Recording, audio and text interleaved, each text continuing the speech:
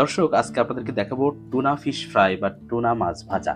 Kuakata C বিচে ওখানকার fish মার্কেটে যেভাবে টুনা ফিশ ফ্রাই করে, আজকে সেভাবেই রেসিপিটা করে দেখাবো। তো প্রথমে আমাদেরকে যেটি করতে হবে সেটি হলো, আপনারা দেখতে পাচ্ছেন এখানে আধা কেজি পরিমাণ টুনা ফিশ ধুয়ে ছোট ছোট করে টুকরো করে কেটে নিয়েছি। এখন মেরিনেশন করার জন্য প্রথমে যেটি করবো, এই টুনা ফিশের মধ্যে আমি প্রথমে লেবুর রস দিচ্ছি।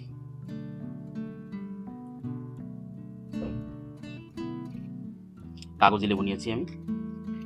এরপর প্রায় 1.5 চামচ পরিমাণ রসুন বাটা দিচ্ছি, কাছাকাছি পরিমাণ আদা বাটা, 2 চামচ মতো জিরা বাটা, স্বাদ মতো শুকনা মরিচের গুঁড়া,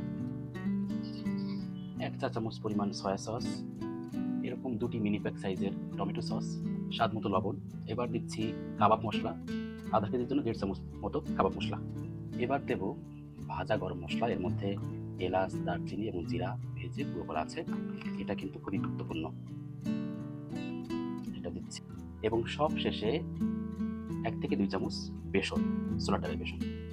এখন এই সবগুলো মশলা একসঙ্গে মেখে 20 মিনিটের জন্য রেখে দিতে হবে। ফিরে এলাম 20 মিনিট পর।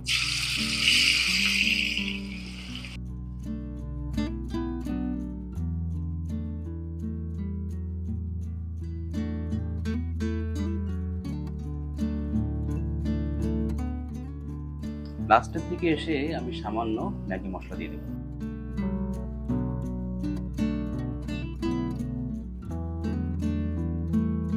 ড্যাডিস কিচেনে আমি যার জন্য রান্না করি তিনি হলো এই, আমাকে হেল্প করছেন এবং অপেক্ষা করছেন কখন শেষ হবে। তো ফাইনালি আমাদের টুনা ফিশ ফ্রাই রেডি। দেখতে পাচ্ছেন, স্বাদ কেমন হবে অবশ্যই আপনারা বাসায় তৈরি করে জানাবেন। ধন্যবাদ সবাইকে।